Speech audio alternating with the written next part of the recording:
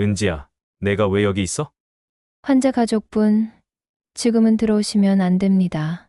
붉은 수술 중 불빛 아래 75세 노인은 무릎을 꿇고 손을 모았다. 30년 전 폭우 속에서 잃어버린 딸의 이름이 수술 명단에 적혀 있었다. 주치의 닥터 그레이스리 이은지. 그 순간 세상이 멈췄다. 수술실 안에서는 젊은 여의사가 눈물을 삼키며 메스를 들었다. 이상해요. 이 환자분 처음 본 건데 왜 제 가슴이 이렇게 아픈 거죠? 그녀도 모르는 사이 피로 이어진 운명이 다시 맞닿고 있었다. 사랑했던 아내의 생명, 그리고 사라졌던 딸의 진실. 이 기적 같은 재회는 피눈물로 시작된 가족의 마지막 기도였다. 오늘 사연 시작하기 전에 무료인 구독과 좋아요 버튼을 눌러주시면 영상 제작에 많은 도움이 됩니다. 감사합니다. 새벽 5시 알람이 울리기 전에 이춘식의 눈이 먼저 떠집니다. 75년을 살아온 몸은 이미 시계보다 정확했습니다.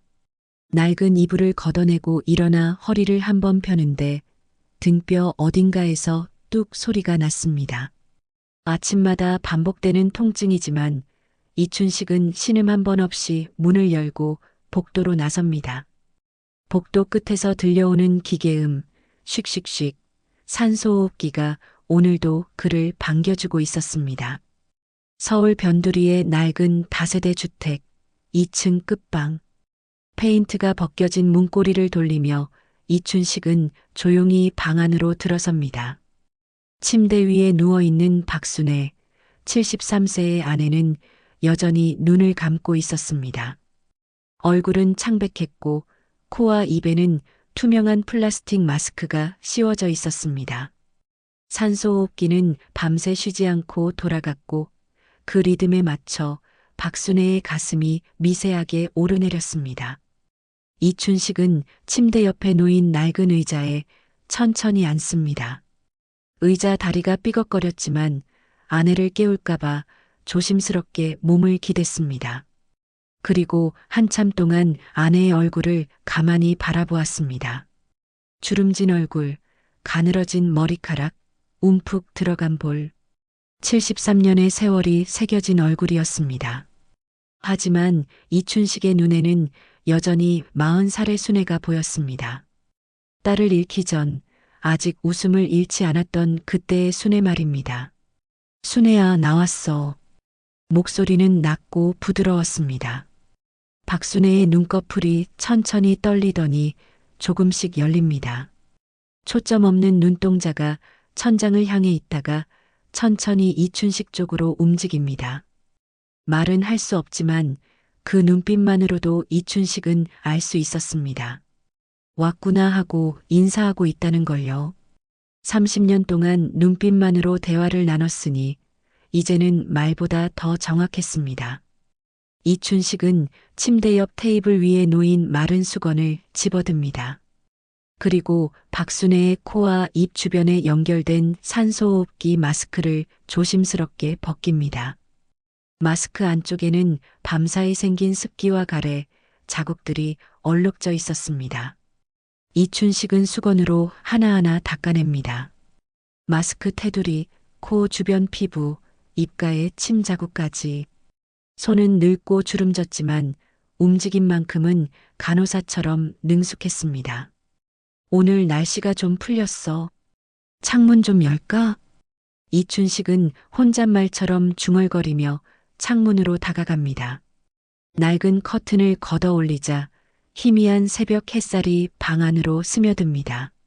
먼지가 햇살에 반짝이며 떠다녔고 찬 공기가 방 안으로 들어왔습니다. 이춘식은 잠시 눈을 감고 깊게 숨을 들이마십니다. 겨울 끝자락의 공기는 차갑지만 어딘가 봄의 기운이 섞여 있었습니다. 창문을 열어둔 채 이춘식은 다시 침대로 돌아옵니다. 침대 머리맡 낡은 나무 액자 하나가 벽에 걸려 있었습니다. 액자 속에는 6살쯤 되어 보이는 여자아이가 활짝 웃고 있었습니다. 분홍색 원피스를 입고 두 손을 모아 V를 그리며 웃는 모습. 뒤로는 놀이터 그네가 보였고 햇살이 아이의 얼굴을 환하게 비추고 있었습니다. 은지야. 이춘식은 그 사진을 바라보며 조용히 딸의 이름을 부릅니다. 그 이름을 부르는 순간 가슴 한구석이 저려왔습니다. 30년이 지났지만 여전히 그 이름은 가시처럼 박혀 있었습니다. 1995년 5월 12일 비 오는 밤이었습니다. 이춘식은 그날을 단 한 번도 잊은 적이 없었습니다. 그날은 토요일 저녁이었습니다. 박순애가 은지의 손을 잡고 마트에 다녀오는 길이었습니다. 횡단보도 앞에서 신호를 기다리고 있었죠. 초록불이 켜지고 은지가 뛰어서 건너려는 순간이었습니다. 빗길에 미끄러진 화물차 한 대가 빨간불을 무시하고 돌진해 왔습니다. 박순애가 은지를 밀쳐냈지만 이미 늦었습니다. 굉음과 함께 은지는 그 자리에 쓰러졌고 박순애는 비명을 지르며 쓰러진 딸을 안아 올렸습니다. 병원 응급실. 의사는 고개를 저었습니다. 최선을 다했지만 미안합니다. 그 말을 듣는 순간 박순애의 몸이 흔들리더니 그대로 쓰러졌습니다. 뇌졸중이었습니다. 충격이 너무 커서 뇌혈관이 터진 것이었죠. 수술을 받았지만 박순애는 다시는 말을 할 수 없게 되었습니다. 온몸이 마비되었고 왼쪽 팔다리는 전혀 움직일 수 없었습니다. 이춘식은 하루아침에 딸과 아내를 모두 잃었습니다. 딸은 영원히, 아내는 반쯤. 장례식장에서 딸의 관을 바라보던 이춘식은 눈물조차 나오지 않았습니다. 옆에 누워있던 아내는 눈만 뜬 채 천장을 바라보고 있었습니다. 아무 말도 할 수 없었지만 그 눈에서 눈물이 끝없이 흘러내렸습니다. 그 이후 이춘식의 인생은 완전히 바뀌었습니다. 회사를 그만두고 집에서 아내를 돌보기 시작했습니다. 퇴직금도 보험금도 집 한 채를 팔아도 모두 병원비와 간병비로 사라졌습니다. 하지만 이춘식은 단 한 번도 아내를 포기하지 않았습니다.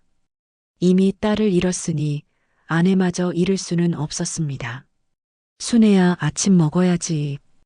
이춘식은 아내의 이마를 쓰다듬으며 조용히 말합니다. 그리고 천천히 일어나 부엌으로 향합니다. 작은 부엌, 낡은 가스레인지 위에 냄비를 올려놓고 물을 붓습니다. 호박죽이었습니다. 박순애가 유일하게 넘길 수 있는 음식이었죠. 냉장고에서 미리 삶아둔 호박을 꺼내 으깹니다. 부드럽게, 아주 곱게 으깨야 합니다. 조금이라도 덩어리가 남으면 아내가 목에 걸릴 수 있었습니다. 냄비에 으깬 호박을 넣고 약한 불에 천천히 저어줍니다. 나무 주걱으로 천천히 한 방향으로만 저어줍니다. 죽이 눕지 않게, 농도가 너무 되지 않게. 이춘식은 30년 동안 매일 아침 이 죽을 끓였습니다. 이제는 눈을 감고도 만들 수 있을 정도였습니다. 죽이 끓는 동안 이춘식은 아내의 약을 챙깁니다. 작은 서랍을 열자 약봉지들이 가득 쌓여 있었습니다. 혈압약, 혈전용해제, 근육이완제, 소화제, 진통제. 손바닥만 한 약통에 오늘 먹을 약들을 하나씩 세어 담습니다. 빨간 알약 2개, 하얀 알약 3개, 노란 캡슐 1개. 작은 종이컵에 물을 담아 함께 준비합니다. 죽이 다 끓었습니다. 이춘식은 작은 사기 그릇에 죽을 담아 쟁반에 올려놓습니다. 약통과 물컵도 함께 올리고 조심스럽게 방으로 가져갑니다. 침대 옆 작은 테이블 위에 쟁반을 내려놓고 숟가락으로 죽을 떠서 호호 불어 식힙니다. 그리고 조심스럽게 박순애의 입에 가져다 댑니다. 박순애는 겨우 입술을 벌립니다. 이춘식은 죽을 조금씩 떠 넣어줍니다. 한 숟가락 넣고 삼킬 때까지 기다립니다. 박순애의 목구멍이 천천히 움직입니다. 삼키는 것조차 힘겨운 일이지만 이춘식은 끝까지 기다려줍니다. 천천히, 천천히 먹으면 돼. 한 숟가락, 두 숟가락, 세 숟가락. 시간이 천천히 흘러갑니다. 창밖에서는 아침 해가 점점 높이 떠올랐습니다. 동네 어귀에서 할머니들이 장바구니를 들고 시장으로 향하는 모습이 보였습니다. 아이들이 학교 가는 소리, 자동차 지나가는 소리, 세상은 여전히 돌아가고 있었습니다. 30분이 걸려 밥그릇을 먹이고 나면 이춘식의 손목은 이미 저려 있습니다. 관절염 때문에 손가락을 펴고 접는 것조차 고통스럽지만 이춘식은 내색하지 않습니다. 아내의 입가를 깨끗이 닦아주고 물컵을 들어 약을 하나씩 먹여줍니다. 잘 먹었어. 우리 순애 오늘도 잘했어. 이춘식은 박순애의 손을 잡으며 미소 짓습니다. 박순애의 눈에서 눈물 한 방울이 흘러내립니다. 말은 못해도 이춘식은 알고 있었습니다. 고맙다고, 미안하다고, 사랑한다고 말하고 있다는 걸요. 이춘식은 아내의 손을 두 손으로 감싸며 조용히 대답합니다. 나도 사랑해, 순애야. 우리 오늘도 하루 잘 보내자. 창밖으로 아침 햇살이 가득 들어왔습니다. 먼지가 반짝이며 떠다니고 낡은 벽지에 햇살이 부서졌습니다. 이춘식은 박순애의 이불을 다시 덮어주고 산소호흡기 마스크를 조심스럽게 씌워줍니다. 손끝이 떨립니다. 75년을 살아온 손은 이제 힘도 없고 떨리기만 합니다. 하지만 이춘식은 멈추지 않았습니다. 그렇게 또 하루가 시작됩니다. 이춘식의 손톱 밑에는 여전히 약 냄새와 죽 끓인 냄새가 스며 있었습니다. 세상과 단절된 채 간병인의 인생을 살아가는 75세 노인의 하루. 그의 삶은 이렇게 반복되고 있었습니다. 끝이 보이지 않는 터널 속에서 그저 하루하루를 버티며 살아가고 있었습니다. 그날도 이춘식은 아침 일과를 마치고 박순애를 침대에 눕혀두었습니다. 오전 10시 병원에 가야 할 시간이었습니다. 한 달에 한 번 정기 검진을 받는 날이었죠. 이춘식은 박순애를 휠체어에 조심스럽게 앉혔습니다. 몸무게가 40kg도 안 되는 아내였지만 75세 노인에게는 그마저도 버거웠습니다. 순애야, 병원 가자. 오늘 검진 받는 날이야. 휠체어를 밀고 계단을 내려가는 것은 언제나 힘든 일이었습니다.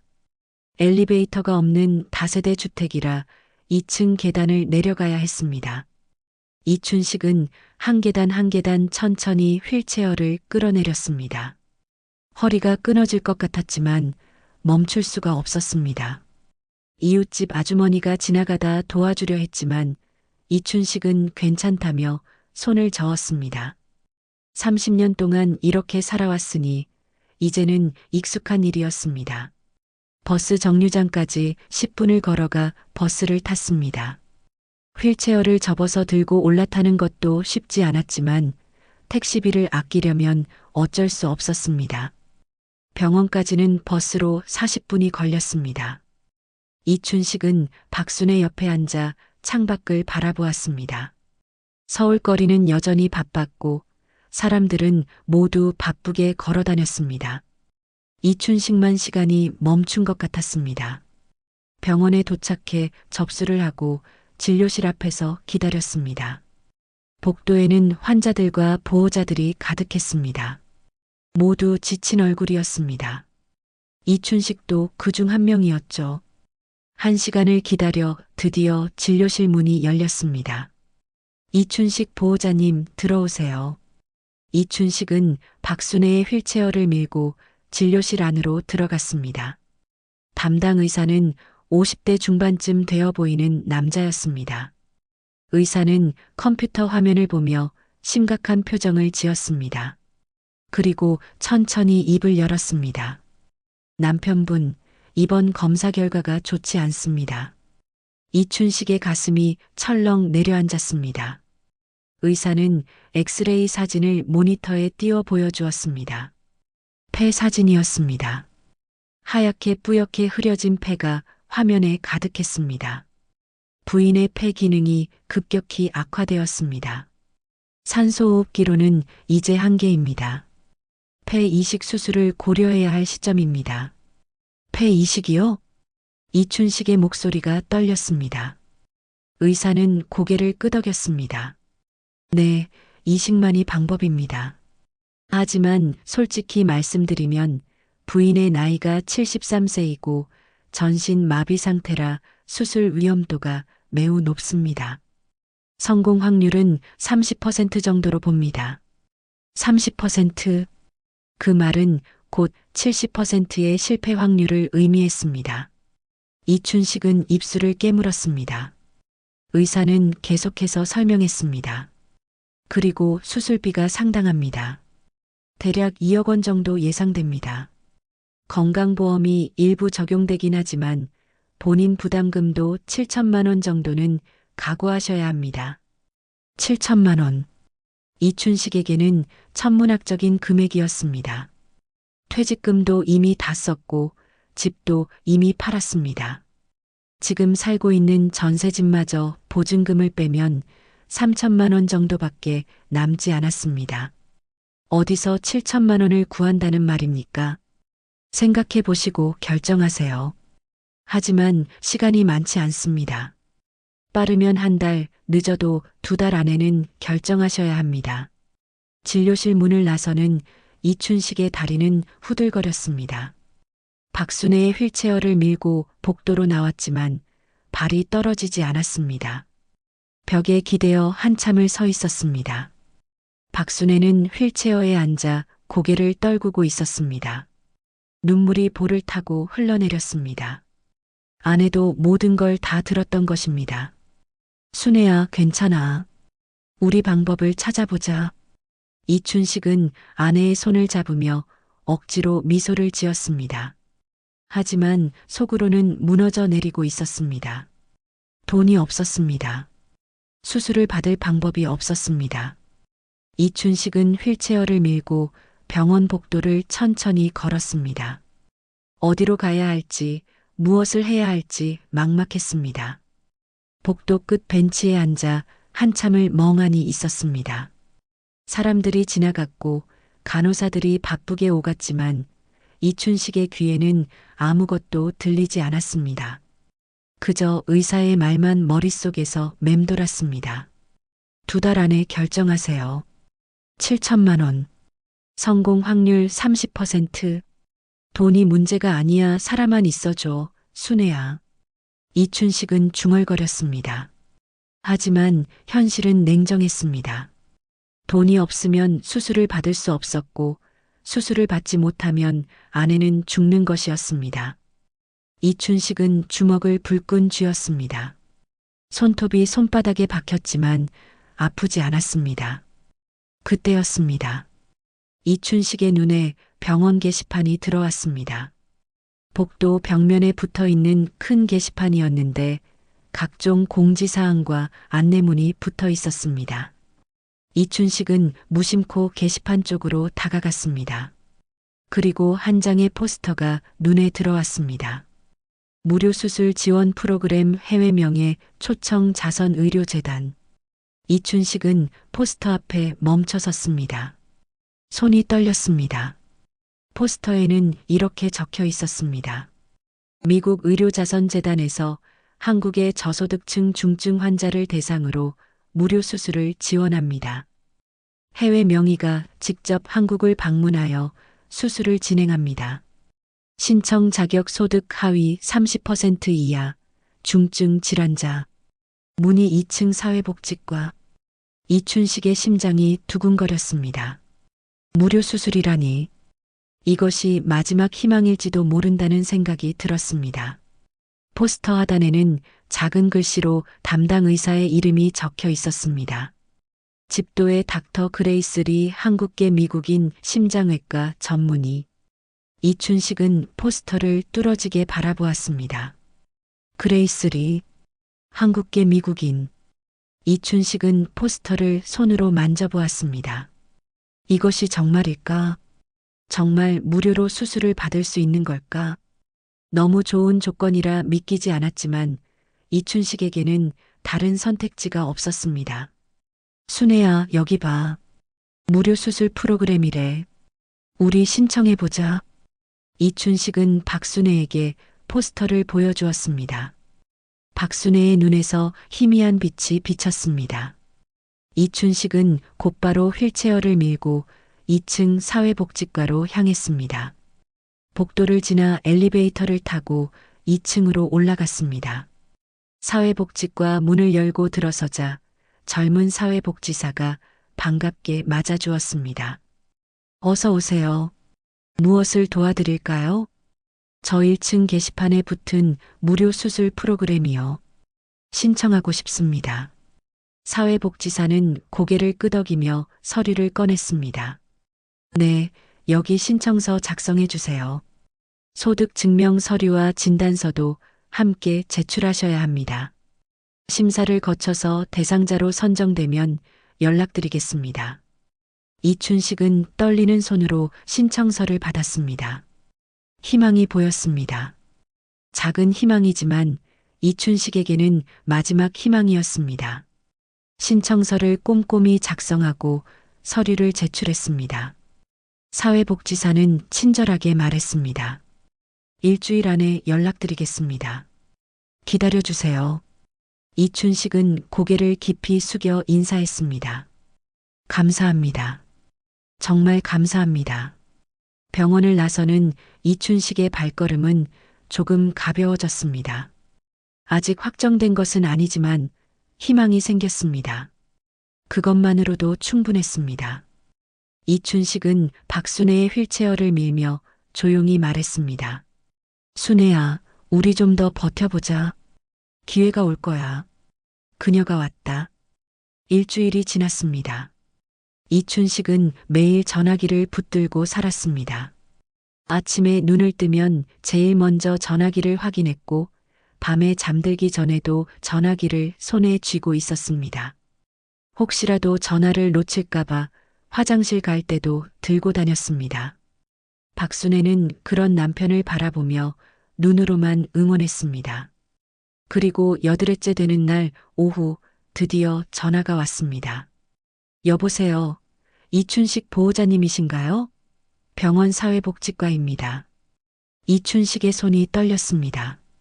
전화기를 꽉 쥐고 대답했습니다. 네, 맞습니다. 축하드립니다. 무료 수술 지원 대상자로 선정되셨습니다.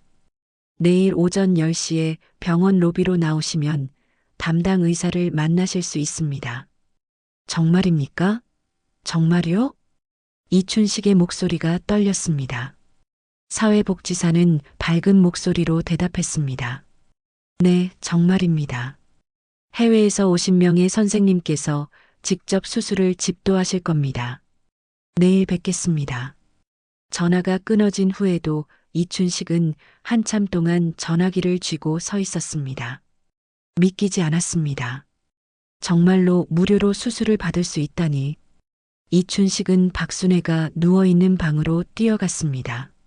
순애야, 됐어. 우리 선정됐어. 내일 의사 선생님 만난대. 박순애의 눈에서 눈물이 흘러내렸습니다. 기쁨의 눈물이었습니다. 이춘식도 아내의 손을 잡고 함께 울었습니다. 30년 만에 처음으로 느껴보는 희망이었습니다. 다음 날 아침, 이춘식은 새벽부터 일어나 아내를 정성껏 준비시켰습니다. 얼굴을 닦아주고 머리를 빗겨주고 깨끗한 옷으로 갈아입혔습니다. 박순애도 오랜만에 맑은 표정을 짓고 있었습니다. 이춘식은 아내를 휠체어에 앉히고 병원으로 향했습니다. 병원에 도착한 시간은 9시 30분이었습니다. 30분이나 일찍 도착했지만 이춘식은 초조한 마음에 더 일찍 나온 것이었습니다. 로비 한쪽 벤치에 앉아 입구를 바라보며 기다렸습니다. 시계를 보니 9시 40분, 50분. 시간이 너무 천천히 흘렀습니다. 그리고 10시 정각 병원 입구 문이 열렸습니다. 하얀 가운을 입은 여의사 한 명이 들어왔습니다. 키는 160cm 정도, 단정하게 묶은 머리, 또렷한 눈매. 30 중반쯤 되어 보이는 동양인 여성이었습니다. 의사는 로비를 둘러보다가 안내 데스크로 향했습니다. 간호사가 반갑게 맞이했고 무언가 이야기를 나누었습니다. 그리고 간호사가 이춘식 쪽을 가리켰습니다. 여의사가 이춘식 쪽으로 걸어왔습니다. 이춘식은 자리에서 일어났습니다. 그리고 여의사의 얼굴을 제대로 마주하는 순간 이춘식의 몸이 얼어붙었습니다. 눈, 코, 입, 얼굴형, 모든 것이 너무나 익숙했습니다. 30년 전 잃어버린 딸 은지의 얼굴과 너무나 닮아 있었습니다. 아니, 닮았다는 표현으로는 부족했습니다. 마치 은지가 자라서 어른이 된 것 같았습니다. 이춘식은 숨이 막혔습니다. 안녕하세요. 저는 닥터 그레이스 리입니다. 이번 수술 담당을 맡게 되었습니다. 여의사는 단아한 말투로 인사했습니다. 한국어가 조금 서툴렀지만 발음은 정확했습니다. 이춘식은 멍하니 서서 여의사를 바라만 보았습니다. 입이 떨어지지 않았습니다. 여의사는 이상하다는 듯 이춘식을 바라보았습니다. 괜찮으세요, 어르신? 아, 네, 괜찮습니다. 이춘식은 겨우 정신을 차리고 대답했습니다. 여의사는 미소를 지으며 손을 내밀었습니다. 이춘식은 떨리는 손으로 악수를 받았습니다. 따뜻한 손이었습니다. 마치 은지의 손처럼. 환자분이 부인이신가요? 여의사는 휠체어에 앉아 있는 박순애를 바라보았습니다. 이춘식은 고개를 끄덕였습니다. 네, 제 아내입니다. 여의사는 박순애 앞에 무릎을 꿇고 앉았습니다. 그리고 박순애의 손을 잡으며 부드럽게 말했습니다. 어머님, 저는 그레이스입니다. 제가 어머님 수술을 맡게 되었어요. 걱정하지 마세요. 제가 최선을 다해서 잘 해드릴게요. 박순애는 여의사를 가만히 바라보았습니다. 그리고 눈에서 눈물이 흘러내렸습니다. 왜 우는지 이춘식은 알 수 있었습니다. 아내도 느꼈던 것입니다. 이 여의사가 은지를 닮았다는 것을요. 여의사는 박순애의 눈물을 보고 조금 당황했습니다. 그리고 주머니에서 손수건을 꺼내 박순애의 눈물을 닦아주었습니다. 그 모습을 보는 이춘식의 가슴이 미어졌습니다. 은지도 어릴 때 이렇게 엄마의 눈물을 닦아주곤 했었습니다. 제가 곧 검사 일정을 잡아드릴게요. 우선 정밀 검사부터 진행하고 수술 날짜를 정하겠습니다. 궁금하신 거 있으면 언제든 물어보세요. 여의사는 이춘식에게 명함을 건넸습니다. 명함에는 한글과 영문으로 이름이 적혀 있었습니다. 닥터 그레이스 리 심장외과 전문의. 이춘식은 명함을 받아들고 한참을 바라보았습니다. 저 선생님은 미국에서 오셨다고 들었습니다. 네, 맞아요. 뉴욕에서 일하고 있어요. 이번에 자선재단 프로그램으로 한국에 왔습니다. 한국 계시죠? 네, 부모님이 한국 분이세요. 저는 어릴 때 미국으로 입양되었어요. 입양. 그 단어를 듣는 순간 이춘식의 심장이 멎는 것 같았습니다. 여의사는 담담하게 말을 이었습니다. 5살 때 입양되었어요. 그래서 한국어를 잘 못해요. 미안해요. 아니, 아닙니다. 잘하십니다. 이춘식은 억지로 미소를 지었습니다. 하지만 속으로는 온갖 생각이 머릿속을 휘몰아쳤습니다. 5살, 입양, 한국계, 은지도 5살 때였습니다. 교통사고로 죽었다고 생각했지만 혹시 살아 있었던 걸까? 설마 이 사람이? 그럼 내일 오전에 검사 받으러 오세요. 제가 직접 검사 결과 확인하겠습니다. 여의사는 따뜻하게 미소 지으며 일어섰습니다. 그리고 다시 한번 박순애의 손을 꼭 잡았습니다. 걱정하지 마세요, 어머님. 제가 꼭 살려드릴게요. 그 말을 듣는 순간 이춘식은 눈물이 쏟아질 것 같았습니다. 어머님이라는 호칭이 가슴을 찔렀습니다. 여의사는 인사를 하고 로비를 떠났습니다.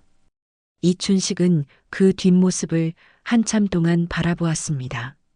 병원을 나와 집으로 돌아왔지만 이춘식은 정신이 하나도 없었습니다. 박순애를 침대에 눕히고 저녁을 먹이고 약을 먹이고 모든 일과를 마쳤지만 머릿속은 온통 그 여의사 생각뿐이었습니다. 밤이 깊어졌습니다. 이춘식은 서랍 깊숙한 곳에서 낡은 상자 하나를 꺼냈습니다. 은지의 물건들이 담긴 상자였습니다. 사진, 장난감, 옷까지. 이춘식은 사진 한 장을 꺼내 들었습니다. 6살 은지가 웃고 있는 사진. 사진 속 은지의 얼굴과 오늘 만난 여의사의 얼굴을 떠올렸습니다. 눈매, 코, 입모양. 너무나 닮아 있었습니다. 이춘식은 사진을 가슴에 꼭 안고 울었습니다. 은지야, 내가 살아 있었던 거니? 내가 그 아이니? 아무도 대답해주지 않았습니다. 이춘식은 밤새도록 사진을 안고 울었습니다. 만약 정말 은지라면 어떻게 해야 할까? 말해야 할까? 말하지 말아야 할까? 온갖 생각이 머릿속을 어지럽혔습니다. 그렇게 긴 밤이 지나갔습니다. 검사는 일주일에 걸쳐 진행되었습니다. 혈액 검사, 엑스레이, 컴퓨터 단층 촬영, 심전도, 폐 기능 검사. 박순애는 매일 병원을 오가며 온갖 검사를 받았습니다. 이춘식은 매번 아내를 휠체어에 태워 검사실로 데려갔고 검사가 끝날 때까지 밖에서 기다렸습니다. 그레이스 리는 매번 검사실에 함께 들어가 박순애의 상태를 직접 확인했습니다. 검사 결과를 보며 심각한 표정을 짓기도 했고 때로는 안심시키듯 미소를 짓기도 했습니다. 이춘식은 멀리서 그 모습을 바라보며 계속해서 생각했습니다. 정말 은지일까? 아니면 그저 닮은 사람일까? 일주일 후 모든 검사가 끝났습니다. 그레이스 리는 이춘식과 상담실에서 마주 앉았습니다. 검사 결과 수술이 가능합니다. 위험도가 높긴 하지만 지금 하지 않으면 더 늦습니다. 2주 후 수술을 진행하겠습니다. 감사합니다, 선생님. 정말 감사합니다. 이춘식은 고개를 깊이 숙였습니다. 그레이스 리는 부드럽게 미소 지으며 말했습니다. 제가 할 일을 하는 거예요. 걱정하지 마세요. 2주가 금방 지나갔습니다. 이춘식은 매일 아침 눈을 뜨면 달력을 보았습니다. 하루하루 지나가는 것이 두렵기도 했고 기대되기도 했습니다. 박순애도 불안한 듯 밤마다 눈을 뜬 채 천장을 바라보았습니다. 이춘식은 아내의 손을 잡고 밤새 곁을 지켰습니다. 그리고 수술 전날이 되었습니다. 저녁 6시 이춘식은 박순애와 함께 병원에 입원했습니다. 3층 입원 병동 3인실이었습니다. 이춘식은 박순애를 침대에 눕히고 이불을 덮어주었습니다. 간호사가 들어와 수술 전 주의사항을 설명했습니다. 내일 아침 6시부터 금식입니다. 물도 마시면 안 됩니다. 수술은 오전 9시에 시작됩니다. 네, 알겠습니다. 간호사가 나간 후 이춘식은 혼자 복도로 나왔습니다. 가슴이 답답했습니다. 내일이면 수술입니다. 성공 확률 30%, 70%는 실패할 수도 있다는 뜻이었습니다. 이춘식은 복도 끝 창가에 서서 밤하늘을 바라보았습니다. 별이 보이지 않았습니다. 제발 제발 살려주세요. 이춘식은 속으로 기도했습니다. 누구에게 하는 기도인지도 몰랐습니다. 그저 간절할 뿐이었습니다. 밤 9시가 되어 이춘식은 병실로 돌아왔습니다. 박순애는 잠들어 있었습니다. 이춘식은 병실 옆 보호자 침대에 누웠지만 잠이 오지 않았습니다. 천장을 바라보며 뒤척이다가 문득 생각이 났습니다. 수술 동의서를 아직 제출하지 않았다는 것을요. 간호사가 오후에 서류를 가져왔을 때 이춘식은 나중에 작성하겠다고 했었습니다. 이춘식은 침대에서 일어나 가방을 뒤졌습니다. 서류 봉투가 나왔습니다. 안에는 수술 동의서와 각종 서류들이 들어 있었습니다. 지금 작성해서 내야겠군. 이춘식은 복도로 나와 간호사 스테이션으로 갔습니다. 하지만 간호사는 없었고 불이 꺼져 있었습니다. 야간 근무 간호사는 다른 곳에 있는 것 같았습니다. 이춘식은 1층 행정실로 가기로 했습니다. 엘리베이터를 타고 1층으로 내려갔습니다. 행정실 문은 열려 있었습니다. 안에는 야간 담당 직원 한 명이 컴퓨터 앞에 앉아 있었습니다. 이춘식은 조심스럽게 문을 두드렸습니다. 저기요, 수술 동의서 제출하려고 하는데요. 직원은 고개를 들고 이춘식을 보았습니다. 아, 네. 여기 주세요. 환자분 성함이 어떻게 되시죠? 박순애입니다. 직원은 컴퓨터로 환자 정보를 검색했습니다. 그리고 프린터에서 서류 한 장을 뽑아 이춘식에게 건넸습니다. 환자 보호자 명단이에요. 여기에 보호자 성함 확인하시고 서명해 주세요. 이춘식은 서류를 받아들었습니다. 환자 이름 박순애, 보호자 이춘식. 그 아래에 담당 의사 이름이 적혀 있었습니다. 이춘식은 무심코 그 부분을 읽었습니다. 의료자원봉사자 닥터 그레이스 리, 본명 이은지. 이춘식의 손이 멈췄습니다. 눈을 의심했습니다.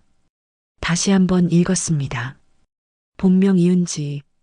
이춘식의 손이 떨리기 시작했습니다. 서류를 쥔 손에서 힘이 빠져 종이가 흔들렸습니다. 뭐라고 이은지? 이춘식은 중얼거렸습니다. 직원이 이상하다는 듯 쳐다보았습니다. 무슨 문제라도 있으세요? 이춘식은 떨리는 손으로 서류를 직원에게 내밀었습니다. 이게 무슨 뜻입니까? 이은지라니 우리 은지 이름이에요. 우리 딸 이름이란 말입니다. 목소리가 커졌습니다. 직원은 당황하며 서류를 받아들었습니다. 아, 이건요, 입양 전 본명으로 기재되어 있던 것 같습니다. 해외에서 오신 의사 선생님이라 본명과 영문 이름이 함께 기록된 거예요. 입양 전 본명이요? 이춘식의 머릿속이 하얘졌습니다. 세상이 멈춘 것 같았습니다. 1995년 5월 12일 비 오는 밤. 병원 영안실에서 관에 누워있던 딸. 아니, 관에 누워있던 아이는 정말 은지였을까? 이춘식의 머릿속에 어떤 기억이 스쳐 지나갔습니다. 그날 밤 혼란 속에서 이춘식은 제대로 확인하지 못했습니다. 박순애는 쓰러져 있었고 이춘식은 아내와 딸 사이에서 정신없이 오갔습니다. 장례식도 급하게 치러졌습니다. 관을 열어보지도 못한 채 화장했습니다. 혹시 착오가 있었던 걸까? 혹시 은지는 살아있었고 다른 아이가 죽었던 걸까? 아니, 그보다 더 끔찍한 기억이 떠올랐습니다. 사고 이틀 후 병원에서 한 남자가 찾아왔었습니다. 입양기관 직원이라고 했습니다. 죄송하지만 혹시 장기 기증이나 입양 의사가 있으신가요? 이춘식은 그 말을 듣고 화를 냈었습니다. 뭐라고요? 우리 딸이 죽었는데 무슨 소리예요? 하지만 그 남자는 계속 설득했습니다. 아이가 아직 살아 있습니다. 뇌사 상태지만 심장은 뛰고 있어요. 그때 이춘식은 혼란스러웠습니다. 뇌사라는 말도 제대로 이해하지 못했습니다. 박순애도 쓰러져 있었고 병원비는 눈덩이처럼 불어났습니다.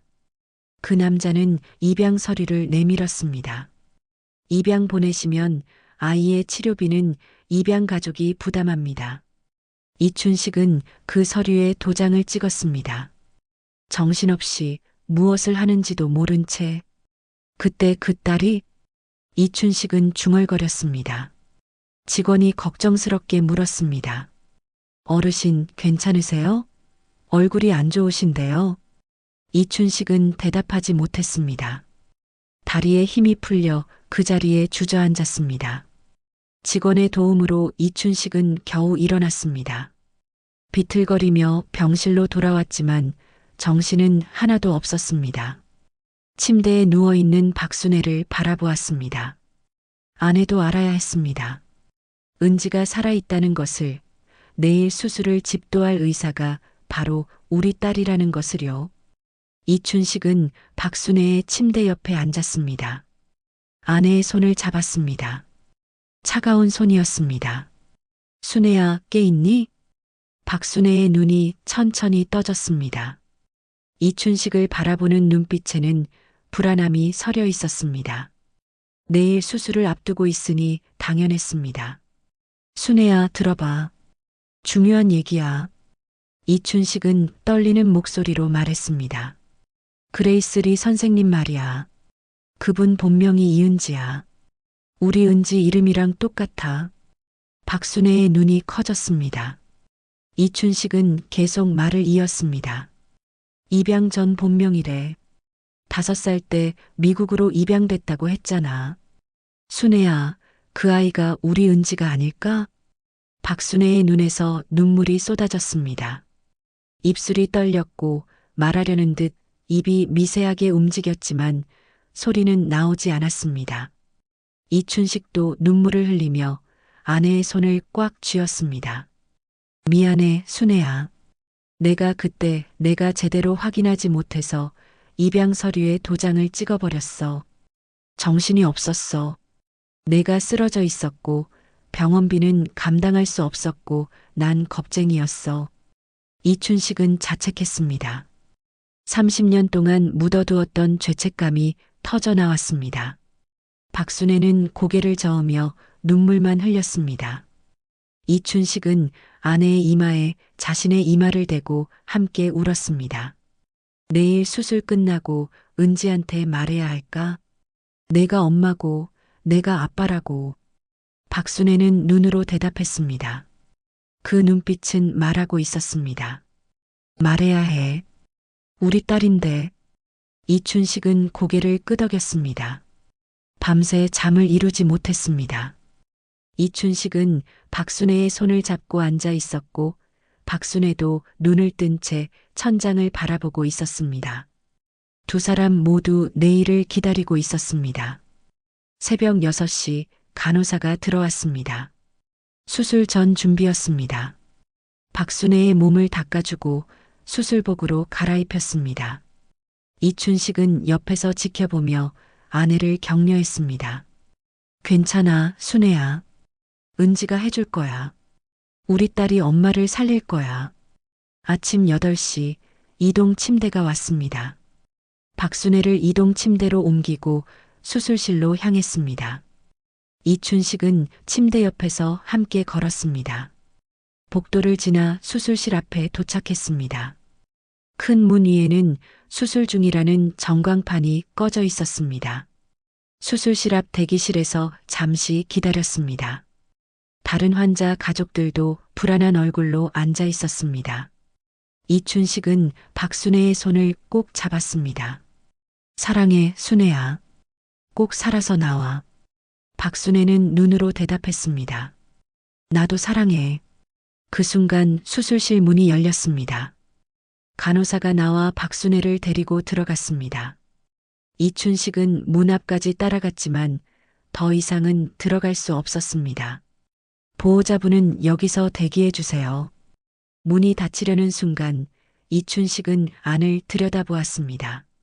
수술실 안쪽에서 하얀 수술복을 입은 그레이스리가 보였습니다. 마스크를 쓰고 있었지만 눈은 또렷했습니다. 그레이스리도 이춘식을 보았고 고개를 끄덕이며 인사했습니다. 안심시키는 눈빛이었습니다. 하지만 이춘식은 그 눈빛에서 무언가 다른 것을 보았습니다. 떨림. 그레이스리의 눈이 떨리고 있었습니다. 손도 미세하게 떨리고 있는 것 같았습니다.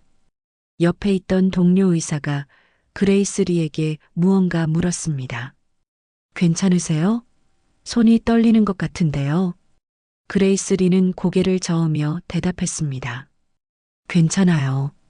그냥 그 환자분이 왠지 모르게 제 어머니 같은 느낌이 들어서요. 왜 그런 느낌이 드는지 모르겠어요. 동료 의사는 어깨를 두드리며 말했습니다. 긴장하지 마세요. 선생님은 최고잖아요. 그레이스 리는 숨을 깊게 들이마시고 고개를 끄덕였습니다. 그리고 수술대 쪽으로 걸어갔습니다. 이춘식은 모든 것을 보고 있었습니다. 그리고 더 이상 참을 수 없었습니다. 수술실 문이 닫히기 직전 이춘식은 큰 소리로 외쳤습니다. 은지야. 그레이스 리가 멈춰 섰습니다. 천천히 뒤를 돌아보았습니다. 이춘식은 떨리는 목소리로 계속 외쳤습니다. 은지야. 그 이름 기억나니? 이은지. 내가 내 딸이잖아. 수술실 안이 조용해졌습니다. 그레이스 리는 이춘식을 멍하니 바라보았습니다. 간호사들도 당황해서 서로를 쳐다보았습니다. 이춘식은 문 앞에 서서 계속 소리쳤습니다. 우리가 너를 보냈어. 30년 전에. 미안해, 은지야. 정말 미안해. 간호사가 달려와 이춘식을 말렸습니다. 어르신, 조용히 하세요. 수술 준비 중입니다. 하지만 이춘식은 멈추지 않았습니다. 제발, 제발 엄마를 살려다오. 내 엄마야, 은지야. 수술실 문이 쿵 하고 닫혔습니다. 붉은 불빛이 켜졌습니다. 수술 중이라는 전광판에 불이 들어왔습니다. 이춘식은 문 앞에 주저앉았습니다.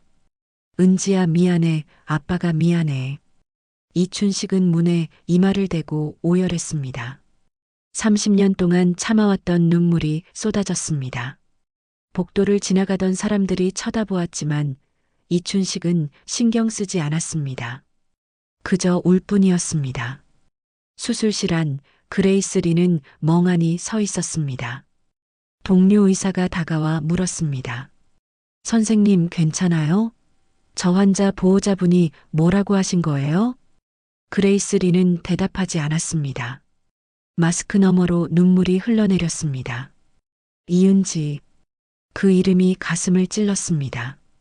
어딘가에서 들어본 것 같은 이름. 아주 오래전 까마득한 기억 속 어딘가에 묻혀있던 이름.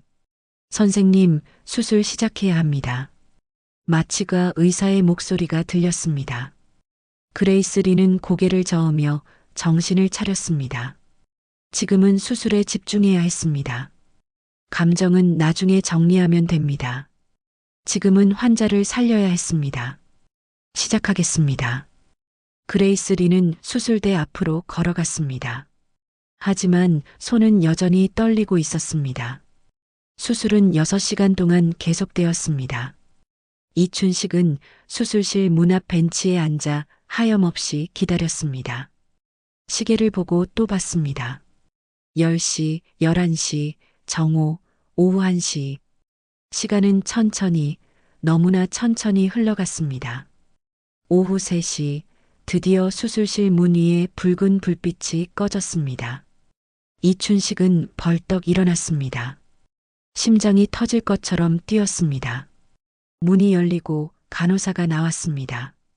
그리고 이동 침대가 나왔습니다. 박순애였습니다.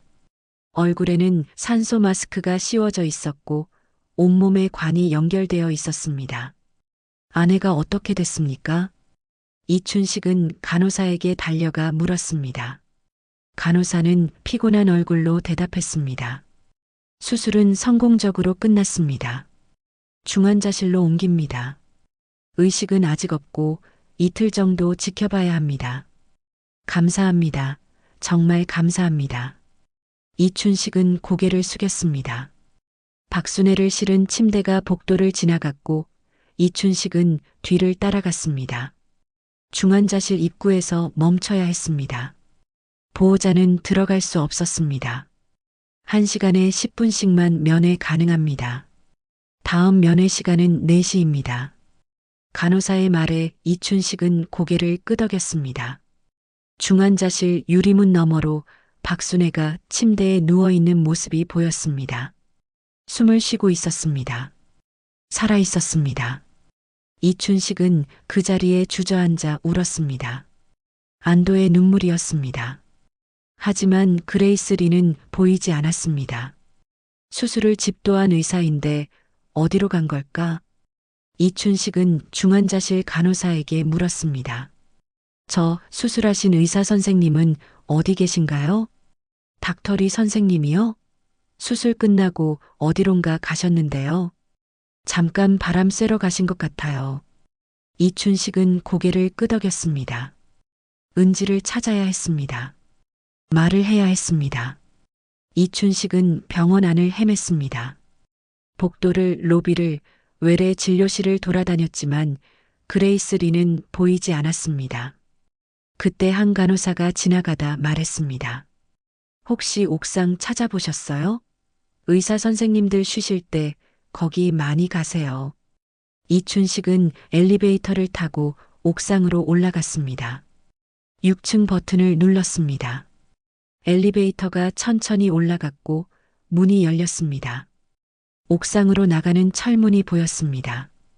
이춘식은 문을 열고 밖으로 나갔습니다. 옥상은 넓었습니다.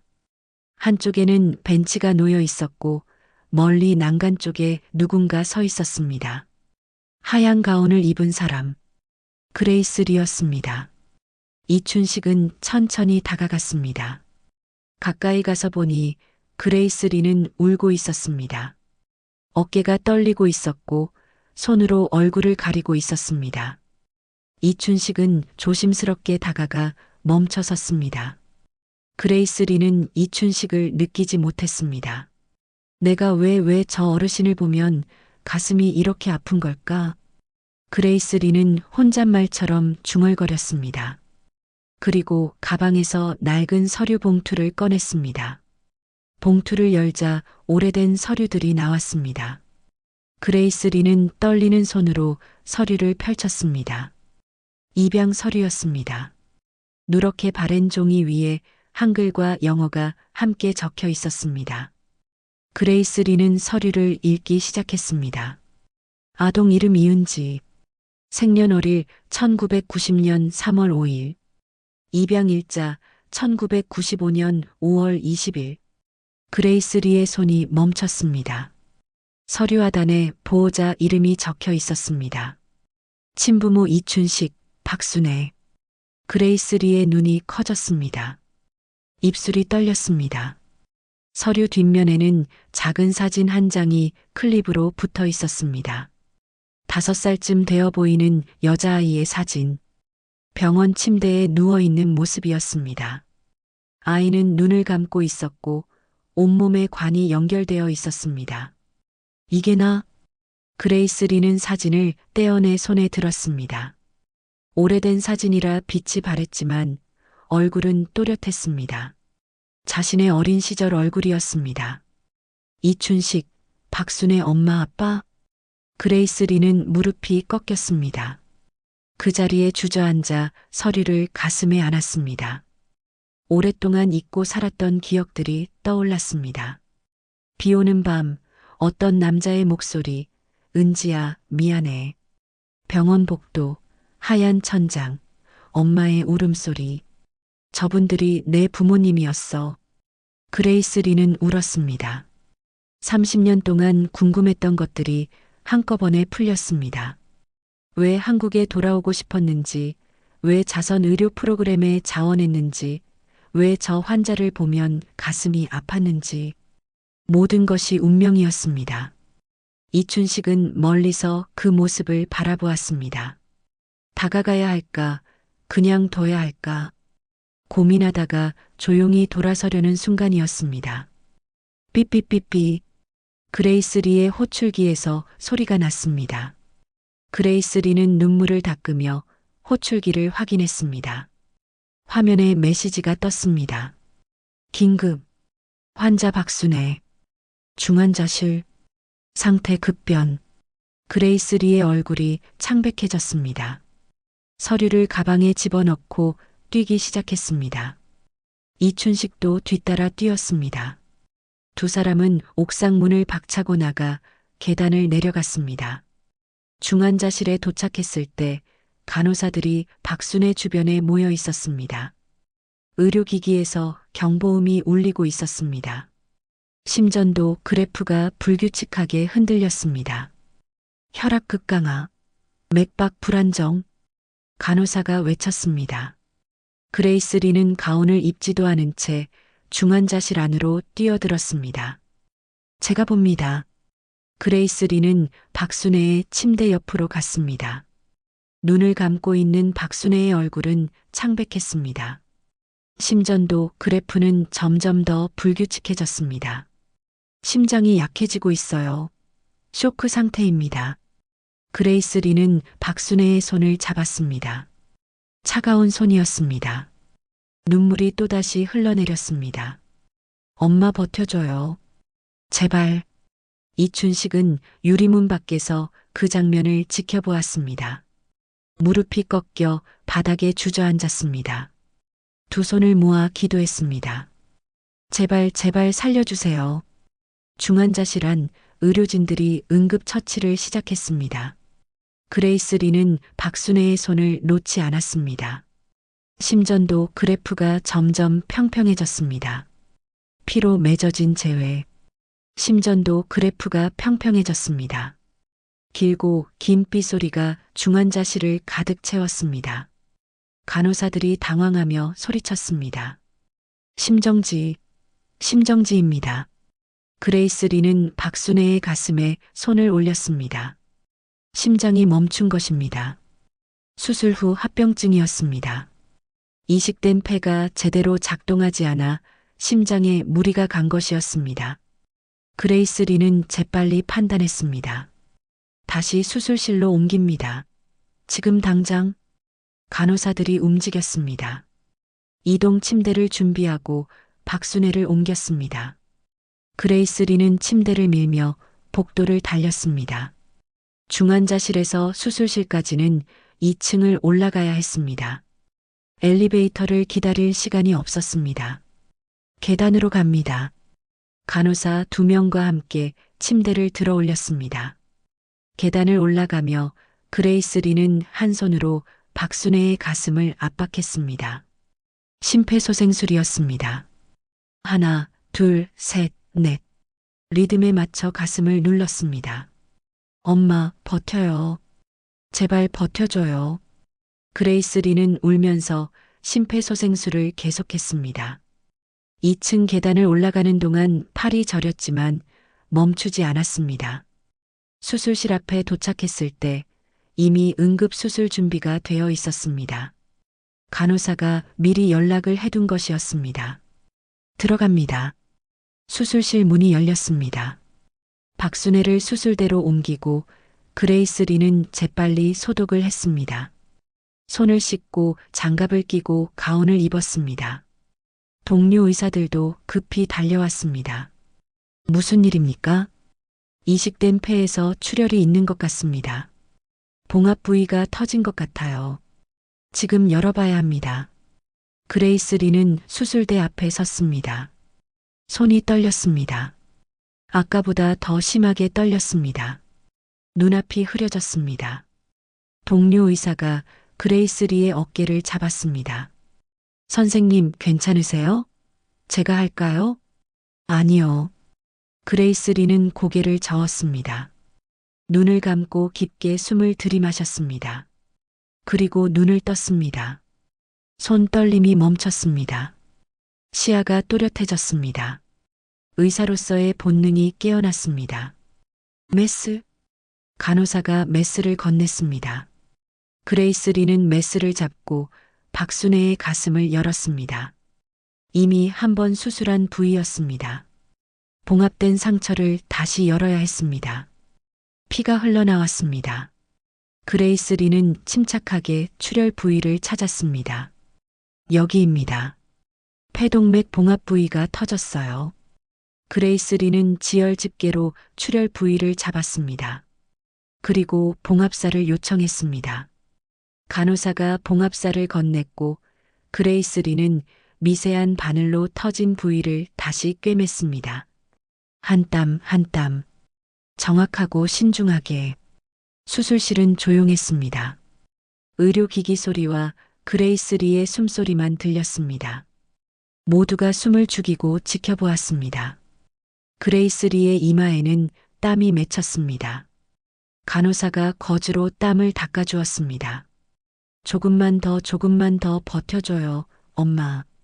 그레이스 리는 중얼거렸습니다. 마지막 한 땀을 꿰매고 실을 잘랐습니다. 봉합이 완료되었습니다. 그레이스 리는 지혈 집게를 풀었습니다. 출혈이 멈췄습니다. 성공입니다. 동료 의사가 안도의 한숨을 내쉬었습니다. 그레이스 리는 박순애의 심장을 바라보았습니다. 심장은 여전히 뛰지 않고 있었습니다. 그레이스 리는 박순애의 심장에 손을 올렸습니다. 따뜻한 손이었습니다. 엄마 이제 돌아와요. 아빠가 기다리고 있어요. 그레이스 리는 부드럽게 심장을 마사지했습니다. 한 번, 두 번, 세 번. 리듬에 맞춰 심장을 자극했습니다. 심전도 그래프는 여전히 평평했습니다. 그레이스 리는 멈추지 않았습니다. 제발 돌아와줘요. 그 순간이었습니다. 심전도 그래프에 작은 파형 하나가 떴습니다. 미세했지만 분명한 움직임이었습니다. 그리고 두 번째 파형, 세 번째 파형. 심장이 다시 뛰기 시작했습니다. 심박 회복입니다. 간호사가 소리쳤습니다. 수술실에 환호성이 터졌습니다.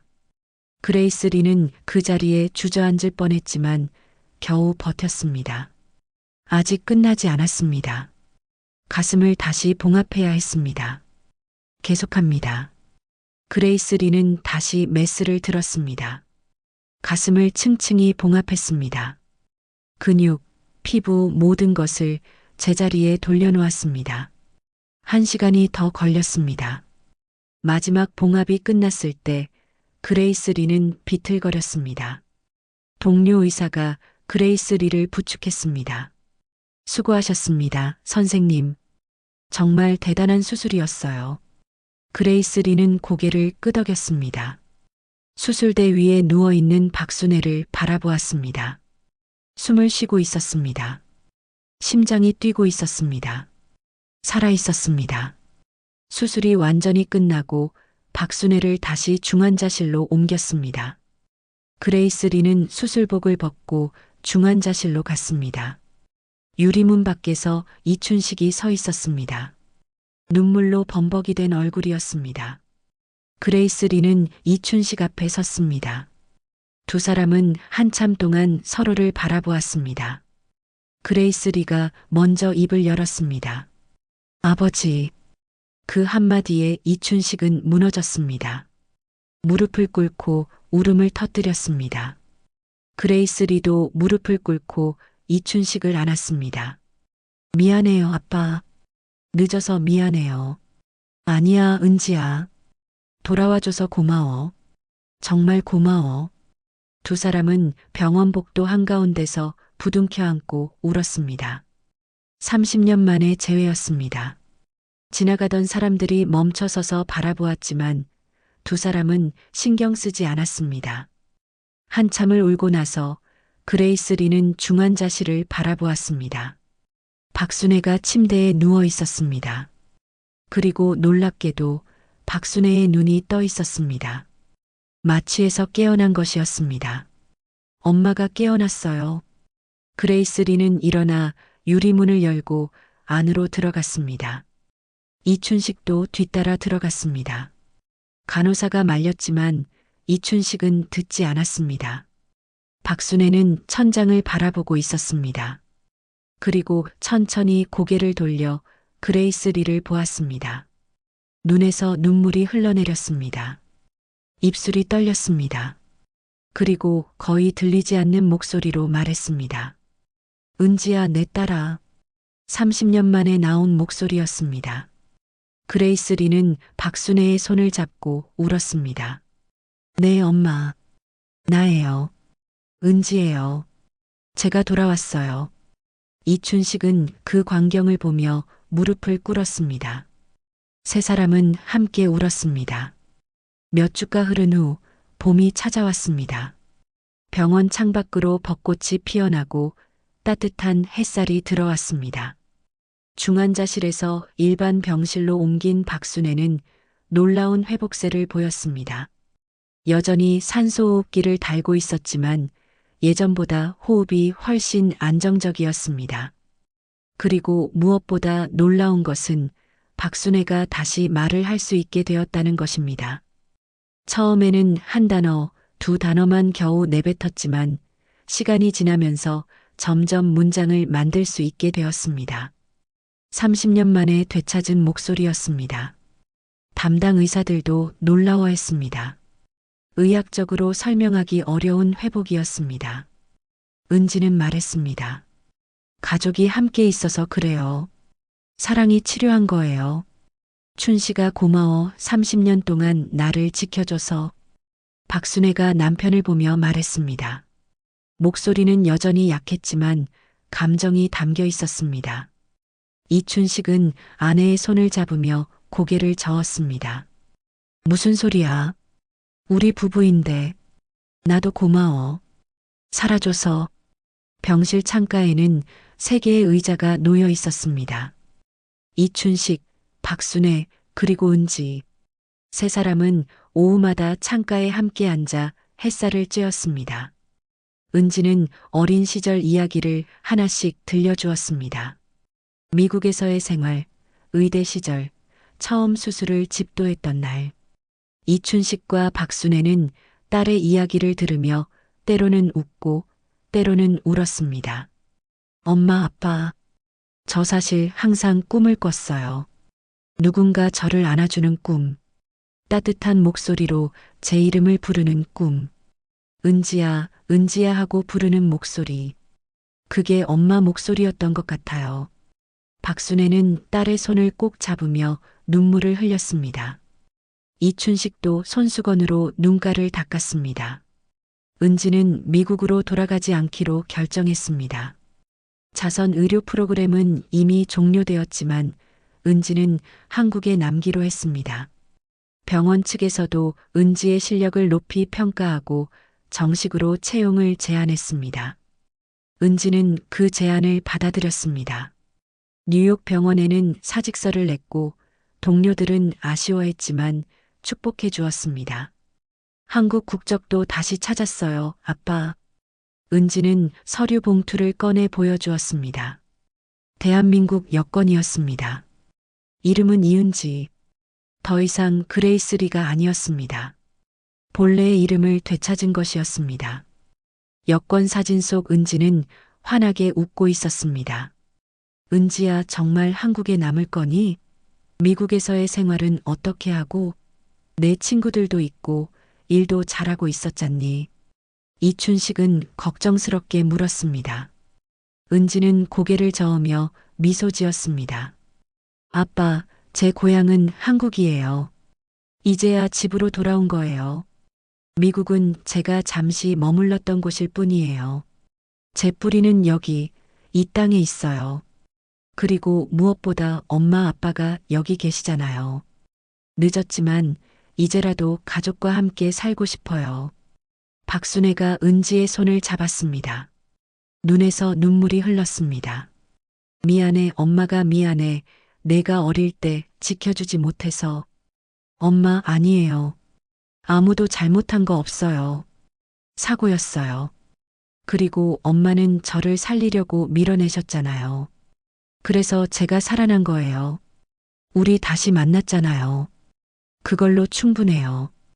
은지는 어머니의 눈물을 닦아주었습니다. 이춘식도 함께 손을 맞잡았습니다. 세 사람의 손이 포개졌습니다. 따뜻한 온기가 전해졌습니다. 창밖으로는 벚꽃잎이 날리고 봄바람이 커튼을 흔들었습니다. 한 달 후 박순애는 퇴원했습니다. 완전히 회복한 것은 아니었지만 집에서 요양할 수 있을 정도가 되었습니다. 의사들도 놀라워했습니다. 기적 같은 회복입니다. 환자분의 의지가 정말 대단하십니다. 이춘식은 아내를 휠체어에 태워 병원을 나섰습니다. 은지도 함께였습니다. 간호사들과 의사들이 나와서 배웅해 주었습니다. 엄마, 아빠, 제가 새 집을 알아봤어요. 은지는 택시를 부르며 말했습니다. 이춘식은 놀라서 물었습니다. 새 집? 전세집은 아직 계약 기간이 남았는데. 괜찮아요. 제가 보증금 다 처리했어요. 병원 근처에 작은 아파트를 얻었어요. 3층이고 엘리베이터도 있고 휠체어 다니기 편한 곳이에요. 방도 3개 있어요. 우리 셋이 함께 살아요. 이춘식과 박순애는 서로를 바라보았습니다. 눈물이 흘렀습니다. 은지는 두 사람을 안으며 말했습니다. 이제 제가 두 분을 돌볼 차례예요. 제가 의사잖아요. 엄마 재활 치료도 제가 직접 할 거예요. 새 집은 작았지만 따뜻했습니다. 햇살이 잘 들어오는 남양 아파트였습니다. 방이 3개 있었고 거실은 넓었습니다. 은지는 이사하기 전 며칠 동안 집을 꾸몄습니다. 부모님의 방을 먼저 준비했습니다. 새 침대를 사고 의료용 침대 레일을 설치하고 산소호흡기를 놓을 공간을 만들었습니다. 커튼은 연한 노란색으로 골랐습니다. 어머니가 좋아할 만한 색이었습니다. 거실에는 부드러운 소파를 놓고 식탁도 새로 샀습니다. 부엌에는 각종 조리 기구를 채워 넣었습니다. 은지는 요리를 배우기 시작했습니다. 미국에서는 항상 사 먹었지만 이제는 부모님을 위해 직접 만들고 싶었습니다. 그리고 거실 벽에는 액자를 걸었습니다. 은지가 5살 때 찍은 가족 사진이었습니다. 30년 전 가족이 함께했던 마지막 사진. 이춘식이 30년 동안 서랍 깊이 간직하고 있던 사진이었습니다. 은지는 그 옆에 새로운 액자도 걸었습니다. 어제 병원에서 찍은 사진.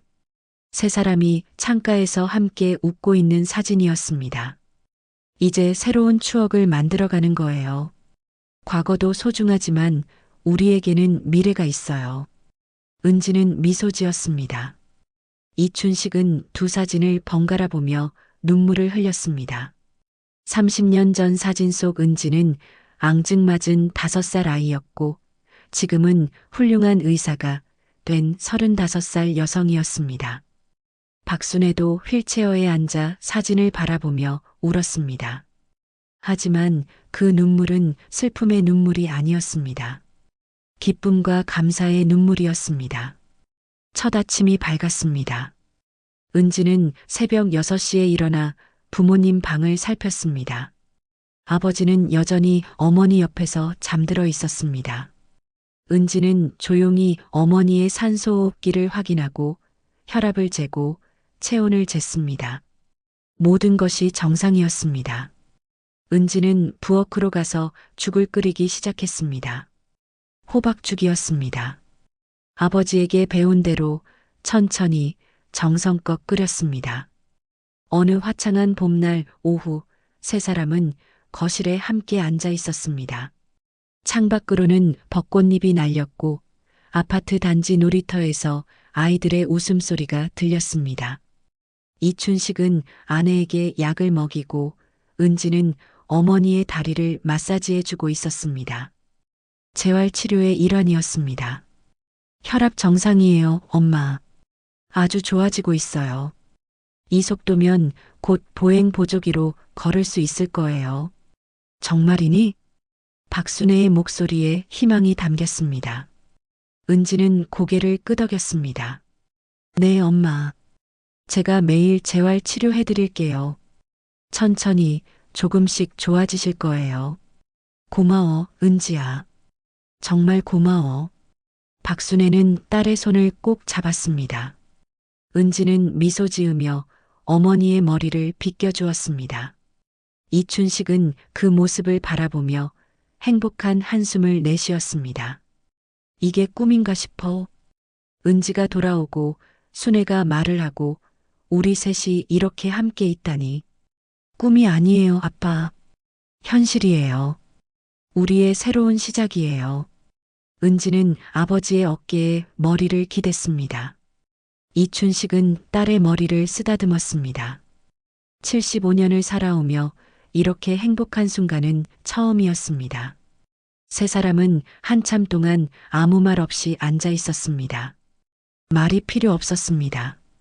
함께 있다는 것만으로 충분했습니다. 그때였습니다. 은지의 호출기에서 소리가 났습니다. 삐삐삐. 은지는 호출기를 확인했습니다. 심장외과 닥터 이은지, 응급수술 대기 요청. 은지는 자리에서 일어났습니다. 가방을 챙기고 신발을 신었습니다. 하얀 가운을 걸치고 거울을 보며 머리를 정돈했습니다. 그리고 부모님을 돌아보았습니다. 엄마, 아빠, 병원 다녀올게요. 오늘은 좀 늦을 수도 있어요. 저녁은 냉장고에 준비해 뒀으니까 데워 드세요. 조심해서 다녀와, 은지야. 환자 잘 살려. 이춘식이 말했습니다. 박순애도 손을 흔들며 미소 지었습니다. 다녀와, 딸. 은지는 두 사람에게 손을 흔들고 현관문을 나섰습니다. 계단을 내려가는 은지의 뒷모습을 이춘식과 박순애는 창문 너머로 지켜보았습니다. 아파트 단지를 빠져나가 큰 길로 나서는 딸의 모습이 점점 작아졌습니다. 은지는 밝은 햇살 아래를 걸어갔습니다. 하얀 가운이 바람에 날렸습니다. 발걸음은 가벼웠고 얼굴에는 자신감이 넘쳤습니다. 병원으로 향하는 길, 은지는 생각했습니다. 나는 의사다. 사람을 살리는 의사. 그리고 이제는 딸이다. 부모님을 지킬 딸. 이춘식은 아내의 손을 잡으며 조용히 말했습니다. 순애야, 우리 정말 행복하게 살자. 은지도 돌아왔고, 너도 건강해지고 있고, 이제야 우리 집에 봄이 온 것 같아. 아니, 봄이 아니라 따뜻한 여름이 온 것 같아. 그래요, 정말 따뜻해요. 가슴이 이렇게 따뜻한 건 30년 만이에요. 박순애는 남편을 바라보며 미소 지었습니다. 주름진 얼굴이었지만 그 미소는 젊은 시절처럼 아름다웠습니다. 두 사람은 손을 맞잡고 창밖을 바라보았습니다. 벚꽃잎이 하늘을 가득 채우며 날아갔습니다. 새로운 계절이 시작되고 있었습니다. 세 사람의 새로운 삶도 그렇게 시작되고 있었습니다. 저녁이 되어 은지가 돌아왔습니다. 현관문을 여는 소리에 이춘식이 반겼습니다. 왔니, 은지야? 수술 잘 끝났어? 네, 아빠. 성공했어요. 은지는 피곤한 얼굴이었지만 환하게 웃었습니다. 거실로 들어오니 식탁에 저녁이 차려져 있었습니다. 이춘식이 준비한 것이었습니다. 아빠가 해놨어. 같이 먹자. 세 사람은 식탁에 둘러앉았습니다. 소박한 저녁이었지만 함께라서 따뜻했습니다. 밥을 먹으며 은지는 오늘 있었던 일을 이야기했고 이춘식은 웃으며 들었습니다. 박순애도 천천히 숟가락을 들며 함께했습니다. 식사가 끝나고 설거지를 마치고 세 사람은 다시 거실에 모였습니다. 텔레비전을 켜고 나란히 앉아 뉴스를 보았습니다. 평범한 저녁이었습니다. 하지만 이 평범함이 기적이었습니다. 밤이 깊어가고 은지는 부모님을 방으로 모셨습니다. 침대에 눕히고 이불을 덮어드리고 산소호흡기를 확인했습니다. 잘 자요, 엄마, 아빠. 사랑해요. 우리도 사랑한다, 은지야. 잘 자. 은지는 불을 끄고 방을 나왔습니다. 자신의 방으로 가서 침대에 누웠습니다. 천장을 바라보며 은지는 미소 지었습니다. 30년의 이별, 그리고 기적 같은 재회. 운명은 잔인했지만 동시에 따뜻했습니다. 잃어버린 시간은 되돌릴 수 없지만 앞으로 만들어갈 시간은 무한했습니다. 창밖으로 별이 반짝였습니다. 봄밤의 별은 유난히 밝았습니다. 은지는 눈을 감았습니다. 내일 또 새로운 아침이 올 것입니다. 세 사람이 함께하는 아침이 그 생각만으로도 가슴이 벅찼습니다. 세 사람은 이제 함께였습니다. 그것만으로 충분했습니다. 오늘 이야기 어떠셨나요? 작은 공감이 큰 응원이 됩니다. 구독과 좋아요 부탁드립니다. 알림 설정과 댓글로 여러분의 의견을 보내주시면 큰 힘이 됩니다. 더 많은 이야기로 다시 찾아오겠습니다. 끝까지 시청하여 주셔서 감사합니다.